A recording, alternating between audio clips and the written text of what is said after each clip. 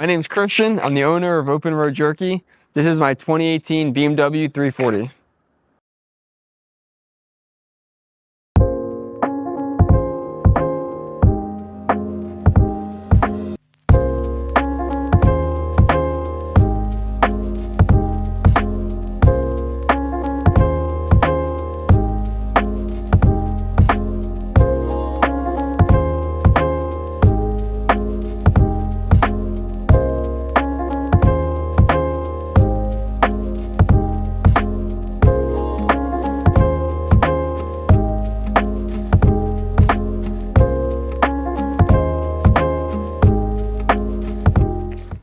So what got me into cars was my dad owns a auto repair shop. So he's been doing that since I was born. So I've always just been around cars. He's always been coming home with different customer cars. I would go to the shop and see him working on cars and his employees working on cars. I remember when I was young, I was maybe 6, 7 years old. I knew what each logo was for a car. Like I knew the Honda logo, I knew the Toyota, the Lexus, Infiniti, BMW. I knew all the car logos and I was like 6 years old. I just knew all of them. So I've always been around cars.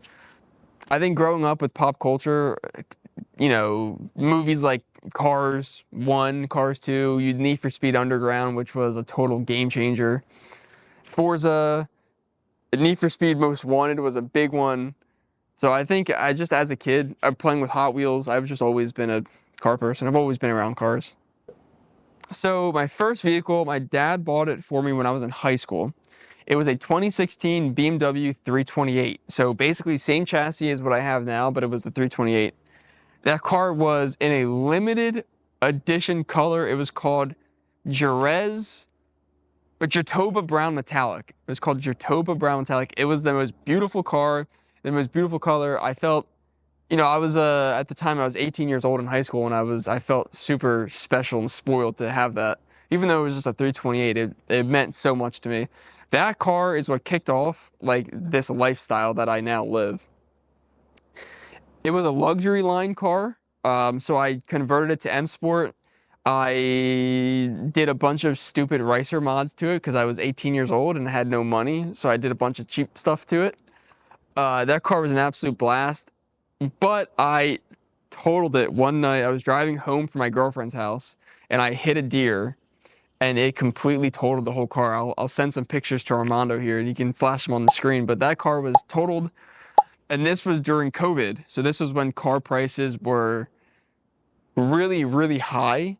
And so we got more from insurance for that car than what we paid for it 2 years ago. So I got the car, drove it for 2 years, totaled it, and my dad essentially made money off the car from totaling it. So we took that money, he paid off the balance, and then he bought me the 340 as kind of like an upgrade from the 328 because of just how it worked out financially. So now I have basically the same car, not in brown. The brown was the prettiest color ever. But I had the B58, so I guess it makes up for it. So I would say I am maybe a little more mechanically inclined than the average person, but I don't work on my own cars unless it's basic stuff. Like I think I did coilovers on the 5 Series, valve covers on my friend's car, power steering pump, brakes I could do, oil change, like those stuff I can do, even if it's like small engine repairs. But the second it's like in depth, half the car is getting taken apart, I send that off to Euroworks. Shout out Euroworks in Downingtown, by the way. Anthony's the best, but kind of mechanically inclined, maybe a little more than the average person, but I know my limits, and my limits are like deep engine fixes. I won't do those. So for those of you that don't know, Open Road Jerky is not my full-time job. If it was, I would be screwed. My full-time job, I work as a cybersecurity engineer at I don't know if I want to say the name, it is a United States government defense contractor. I'll leave it at, they make planes and tanks and missiles and rockets, so it's pretty easy to figure out who that is. But that's what I do for work. I went to Westchester University, graduated, I think magna cum laude of my class, and I studied computer science. which is funny because now I sell beef jerky, and it's not even closely related to what I do. But I think going to college and studying computer science was a very important, pivotal part of my life. And had I not gone to college or had I did anything differently, Open Road Jerky literally would not exist. I wouldn't be as mature as I am. I wouldn't have the financial backing that I do for my day job. I wouldn't know how to. I ran a club at Westchester. I was the president of the cybersecurity club, so that kind of helped me with leadership roles and delegating tasks and all that stuff. So had I not gone to college, as much as I don't really like college nowadays, especially for computer science, it definitely is the reason I am who I am today and where I am today. But it's funny because I sell beef jerky now, and I went to college for computer science. So Open Road Jerky, there's like a few reasons why it happened. The main reason was when I was in college, and this comes back to the college thing that I just talked about. I used to be pretty overweight and out of shape. I think I was like 200 pounds. So I think I'm like 165 right now, but I was 200 pounds. And so I got super into the gym, getting fit, eating healthy. And a part of that when you go to the gym is just eating high protein diets. And for me, the easiest way to get a snack in when I was in between meals was jerky.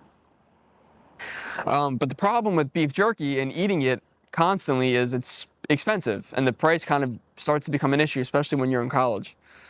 And so to fix that, I just started making it myself, because honestly, jerky is not that hard to make at home. It just takes a lot of time and equipment and kind of money, because even the ingredients to make it at home aren't that cheap.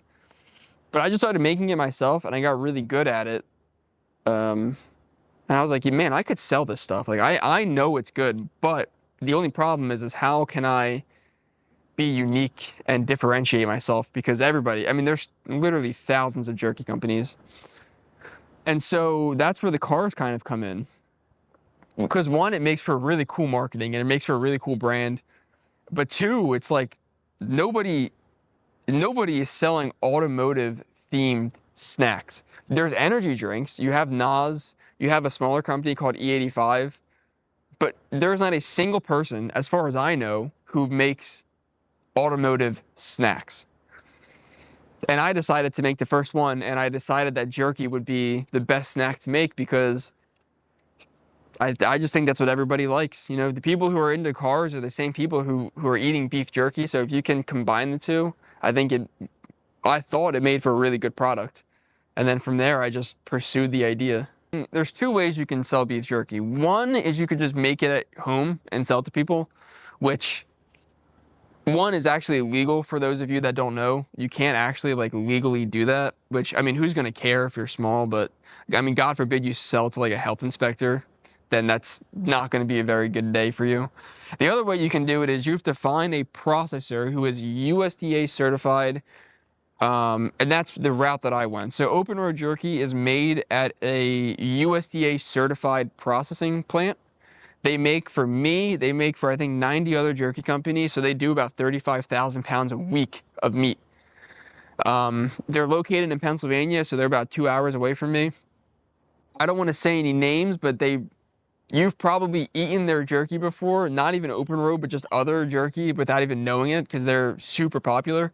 I pitched the idea to them and I said, hey, this is my dream. This is my idea. This is what I want to do. And they were totally on board. They thought it was a great idea to marry cars and beef jerky. And from there, you just kind of hit the ground running and go from there.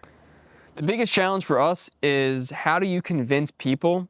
So one, how do you convince them to buy jerky from an unknown company who they've never heard about? But two, how do you convince them to buy it online?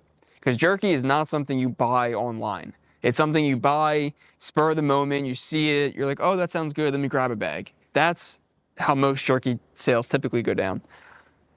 So my biggest challenge was how do I convince people, essentially, to buy it online from a company who they've never heard about before, and we sell a premium product, so we charge a premium price. So how do you also convince them to pay that premium price? That's been our biggest challenge. We're still working on it today, but I think getting involved in the community and partnering with brands like Valvetronic has been a big help. I think it's helped establish that kind of brand legitimacy. And I also think it's helped, you want to create this sense of like, oh, I need to try this. I feel like I'm missing out if I don't try it. I need to at least see what it's about. And I think we've done that successfully so far, and I think we continue to do that. And a lot of that is just how we market and advertise with the cars and getting involved with the local community and brands. So the avenue that I take for marketing, there is a company called G Fuel. And if you haven't heard of G Fuel, they are a energy supplement company. Like, they sell those powders, you put them in drink and you mix it. But their whole shtick is that they target esports and gamers and content creators. So like, for example, they partnered up with FaZe. They've partnered up with the people who make Pac-Man and Mega Man, and they partnered up with film productions like Spider-Man. And so when I was a big fan of G Fuel, and so I kind of wanted to do the same thing, but for Open Road Jerky. I wanted to partner with content creators. I want to partner with brands. I want to partner with companies like Valvetronic. I want to get something who people really relate to, like those content creators, like Valvetronic, like the brands and their favorite car companies, and make a product that is something that they would then want to purchase, like the actual jerky itself. And if you can marry those two, I think it makes for a really good marketing strategy. And we're currently doing that, and we already had the Valvetronic Designs collaboration, which turned out phenomenal, and we have 2 other pretty major collaborations happening behind the scenes that I'm super excited about, but I can't say anything about it yet. But that's been my marketing strategy. And then in terms of social media, you just keep on posting, show the cars, show the jerky, make funny videos, try to grow organically. And hopefully it's successful. So that's been it's been what we're doing. Take a formula that works and just build on it. Oh, organic growth is super important because it doesn't require money, which is the best part. You know, a big problem with startups, whether it's jerky or tech or anything, is money, which is why I'm so thankful that I have a day job that I can fund this business with. But growing organically is huge because, like I said, it doesn't require money, or it requires very little money. And as a startup, that's a huge issue. You know, we don't have, if I wanted to do a donut media collaboration, I could do it today, but I need $75,000. And guess what I don't have? $75,000. Even like pushing Facebook ads, if I wanted to run Facebook ads that millions of people would see, I could do that today. But guess what? I don't have $5,000 a day or whatever it would cost. So organic growth is super important. And I think, like I said, the whole car themed business idea is super important, and it helps out because you kind of create content that is technically an advertisement, but it doesn't even feel like an advertisement because it's just something that people watch anyways. Like our Instagram is not very professional. It's not corporate. It's not like, oh, look at this jerky in this photo and this jerky in that photo. It's just like, we just post cool shit that has the jerky, and people like that and they follow the Instagram because we're not pushing it down their throats. It's just cool photos. So as everyone knows, if you've ever started a business, it's a lot of work. And like I said, I already have a full-time job. So balancing my full-time job on top of what is essentially a second full-time job at this point with my personal life, you know, I have a girlfriend, I have friends, I have family. It's been challenging, but I think what makes it doable for me is I quite literally hate doing nothing and just like sitting still. I don't know why, I just have like an issue with that. That's part of the reason I even started the jerky business, is like, dude, I want something to do on the weekends. Boom, let's start a business, which that was a lot more work than I was expecting it to be. But it's been, you know, as long as you put your all in it every day and you love what you do and you're passionate about it, honestly, sometimes it doesn't even feel like work. Like technically, like this podcast, like technically you could say this is work, but it doesn't even feel like work. Going to car shows, technically that's work, but it doesn't even feel like it's work. It's a lot of time. There's no sleep-in days. There's no, man, I don't really feel like doing it today, or I want to do this instead. It's like, no, you have to work now. But it's been good. It's been a challenge. struggling, it's been a struggle balancing everything, and I'm not perfect, but I'm learning, I'm getting better at it.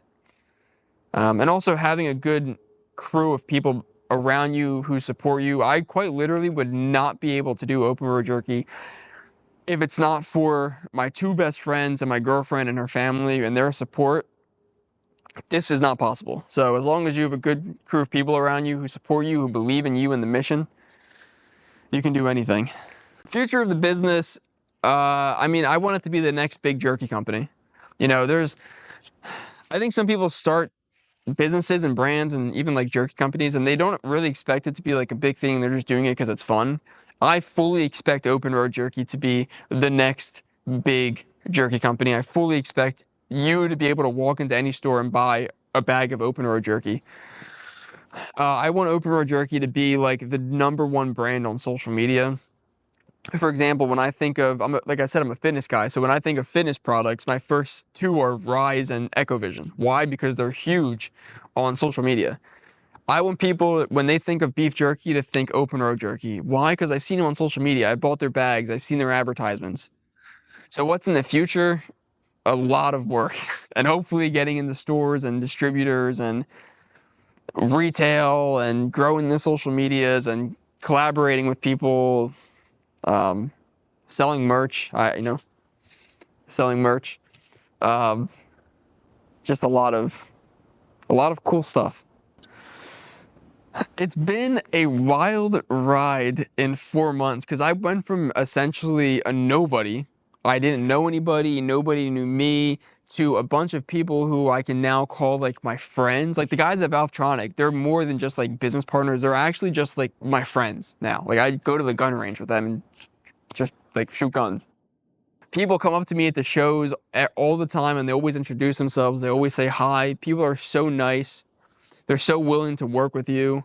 It's just been crazy, especially like the Instagram is almost at 900 followers in 4 months, which is like, that's mind blowing. That's like basically my high school.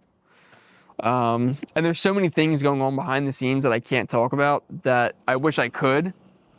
It's been crazy. It's been unreal. But I'm happy that I'm able to like kind of make it an impact almost. So I have something very, very, very special that I really want to be able to do one day that I just don't have the capital for. And I'll tell Armando this after the cameras are turned off. But hopefully sometime next year or the year after, I have something very special planned. I just need to raise a little bit of money at first, but it's been crazy though. This is like I said, my 2018 340 that replaced my 2016 328. Rest in peace.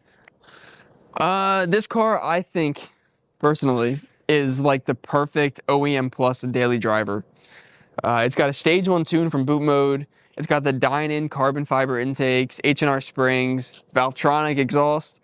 It's got the dine-in suspension tune, which I'm not a big fan of personally, but I have it now, so. And then just basic cosmetic stuff, wheels, carbon, bunch of carbon everywhere, front lip. I used to have the GTS hood and then I took it off. But this car has been an absolute pleasure and a joy to own. I mean, it's so stupid reliable. I don't know what BMW did, but I do not drive this car very nicely. I'm not a grandma. I drive it nicely, but sometimes you just have to open it up. And it's never given me a single issue. It's so drop dead reliable. There's so much space in this car. They got heated rear seats, which is crazy when your passengers come in and they're like, "Oh, I'm cold." Boom, heated seats. Yeah, it's awesome. I love it. I will keep this car forever. There's no doubt about it. POV delivering pizza in a 400 horsepower. You're making 400. Crank or wheel? Wheel, I would say probably 385 to 390. So I tell people 400 because it sounds cool. Okay, I got you. I thought that. How much do these things weigh? They're probably pretty heavy, right? No, like 36, I think. 36? I think 3,600, yeah. That's like 1,000 pounds more than the Fiesta. Yeah. Anything's heavy compared to a Fiesta, though. I mean, it's planted. It's fucking highway speeds. It's planted. And you just want to hug a right, just right up 309. Okay. We're good. This is all-wheel drive, right? Yeah. Oh, dude, it probably accelerates like nothing. Dude, it hooks. butter. But once you start breaking into like the 450, 500, you'll spin all 4 wheels. If you have shitty tires, What do you get? What's the weak point for these? the weak point, What was that? drive shaft, axles, transmissions. Mm. Once you start pushing 500, over 500, you have to upgrade all 3 of those. Do you plan on pushing over 500? Hell no, dude. Hell no. Wait, what's your I'm long keep- like? My bad, I didn't mean to cut you off. Oh no. I'm keeping this car forever, so it's like right now what it is, it's staying like this. Staying like Maybe this? catalyst. Yeah. Yeah, dude. I don't need to push Catalyst 500 exhaust? horsepower. Yeah. Or Well, if downpipe? it's not my daily, I'd go catalyst. But I drive this thing every day, and I don't feel like dealing with the catalyst downpipe. I was gonna say, I feel like catalyst, if you're streeting it, you're not doing anything. No. You'll get like a smidge more horsepower, but it's gonna stink. It sounds not great. I'm gonna be honest with you. I don't know about sound wise, but It's very raspy with this car, with this engine. Mhm. It's a very raspy like sound, and it's just I don't know. You don't need it.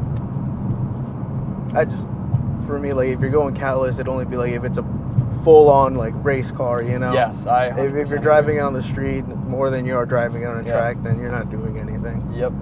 Um, But otherwise, I mean, this car is freaking awesome, dude. The 340 might be, if you want a daily driver that is stupid reliable, pretty luxurious, relatively affordable, easy to maintain, this is the car. So And you want a BMW? sedan?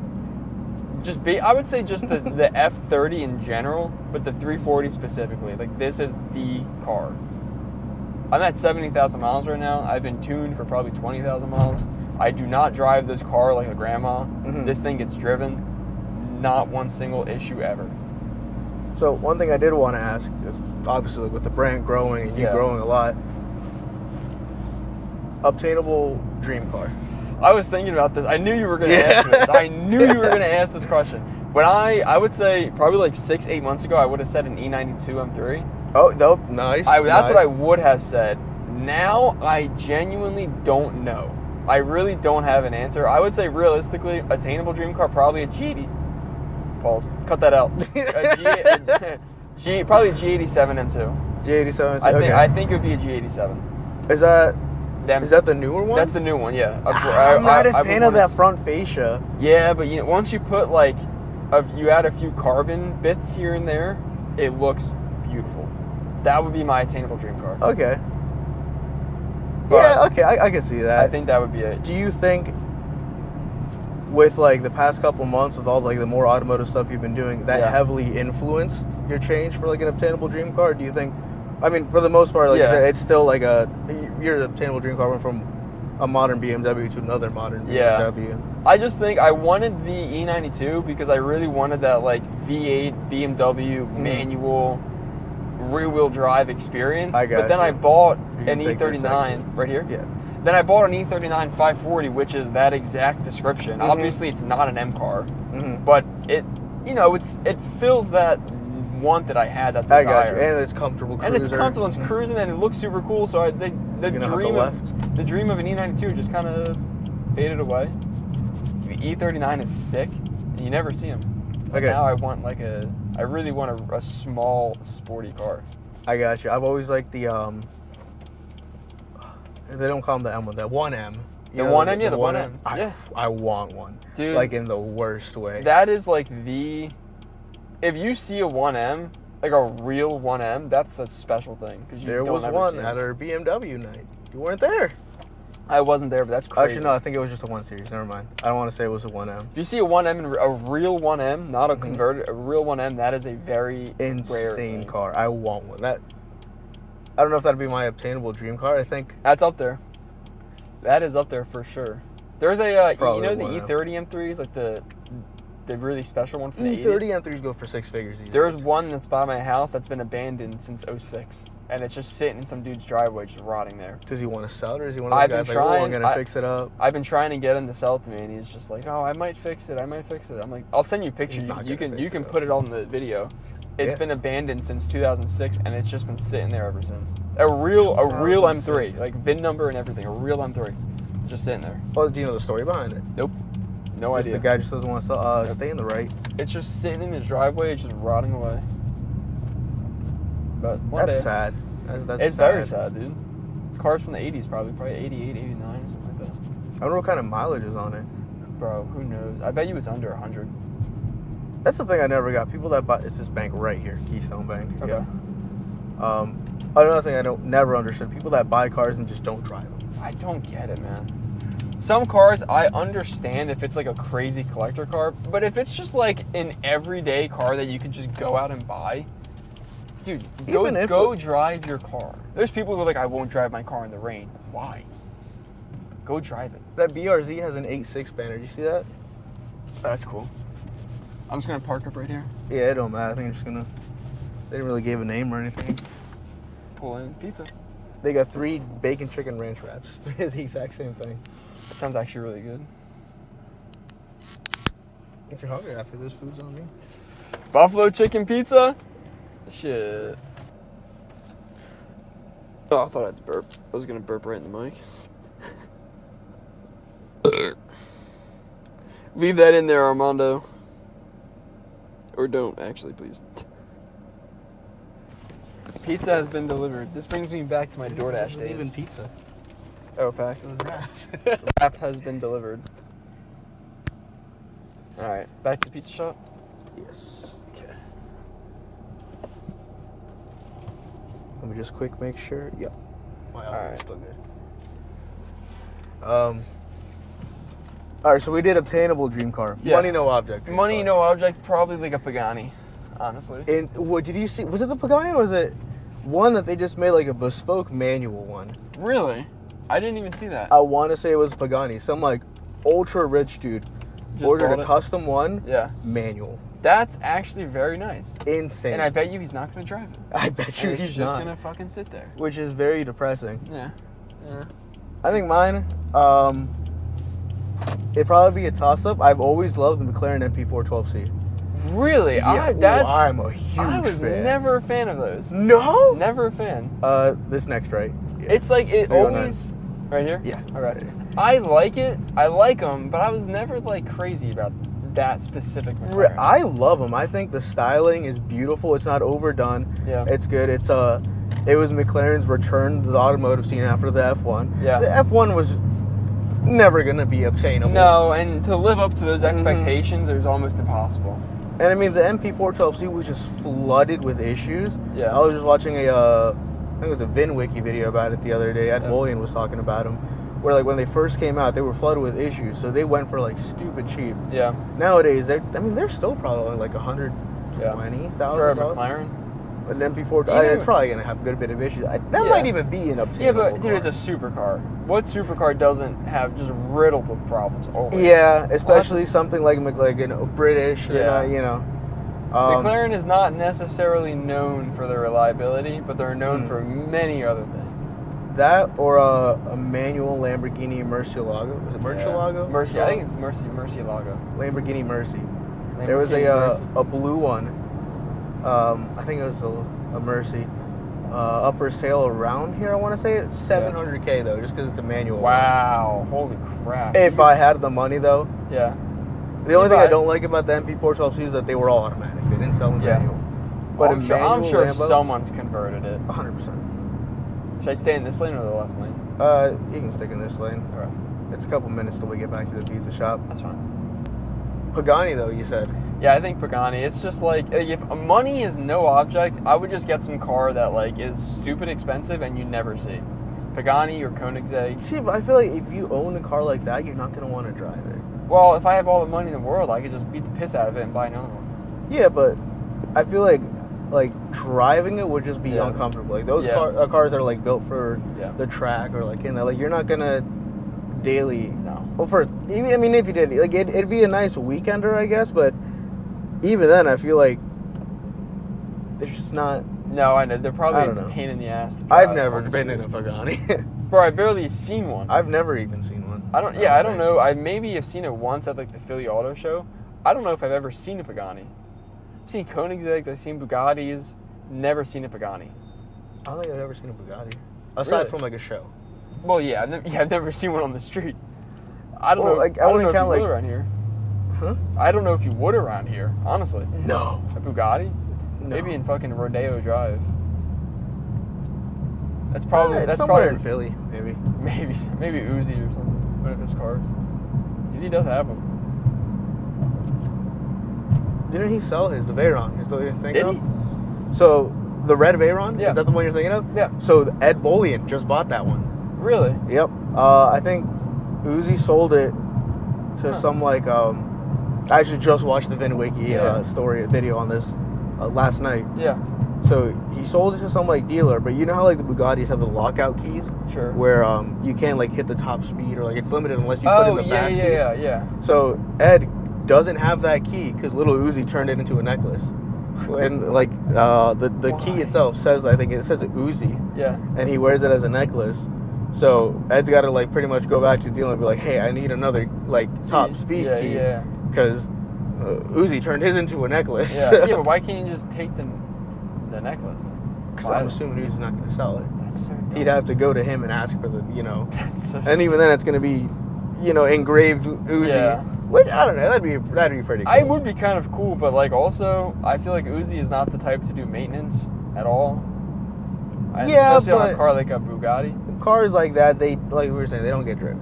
No. Put a couple miles on them, take them out for, one or two events, and then you sell them. It's people like that, you've got 20, 30, 40 car collections. You buy them for the status.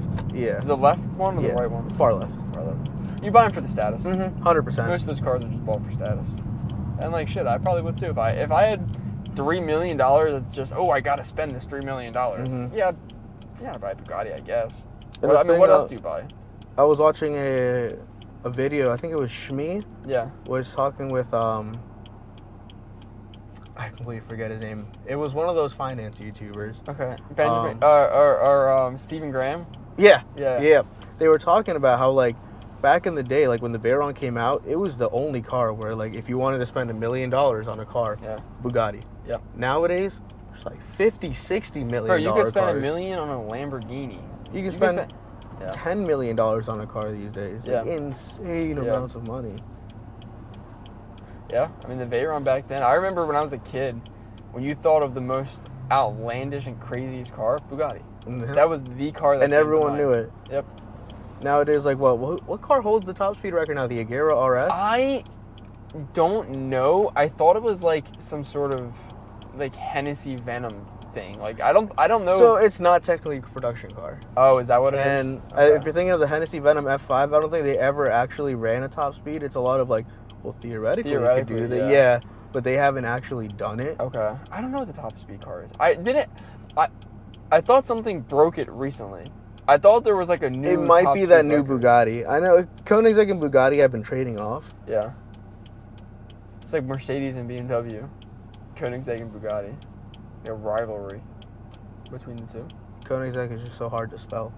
Koenigsegg. That name is just. It's sick. Christian von Koenigsegg, still driving his Miata. Is that really what he? Really? Yeah, you didn't know that? No. So I think it was like his first car was an NA Miata, yeah. And to this day he still owns it and drives it. Wow, he that's says it's his favorite car of all time. That is insane. Well, I guess when you have Koenigsegg money, you can maintain it to a T. Koenigsegg owner money, like Koenigsegg owner money. You can just hug a left and go back around on the back. But yeah. Man, maybe if I sell 200,000 bags of jerky, hey, maybe I could buy a Koenigsegg one day. That's the thing too. Like, even with that, something like a Koenigsegg, it's not just money alone that's going to get you. No, the maintenance, the tires. Well, no, I mean more of like there's such limited run numbers. Yeah. It's I wonder if you'd have a better chance of getting a Koenigsegg than you would getting something like what's the word? Ferrari. Yes, but like what's the word, like when they're set allocation. To sell allocation. That's what it is. Yeah. Because you got to think of it too. Koenigsegg probably, if you just show up with money and hand them, I don't know if they'll just sell you a Koenigsegg. Well, no. I think you do have to go on an allocation list for Koenigsegg. That's what I'm saying. Like, then it's a question of like getting that allocation. Right. Yeah. And that's probably not easy. Insane. Yeah. All right, well, I hope you enjoyed our pizza delivery saga. We didn't get yelled at this time. Poor Liam.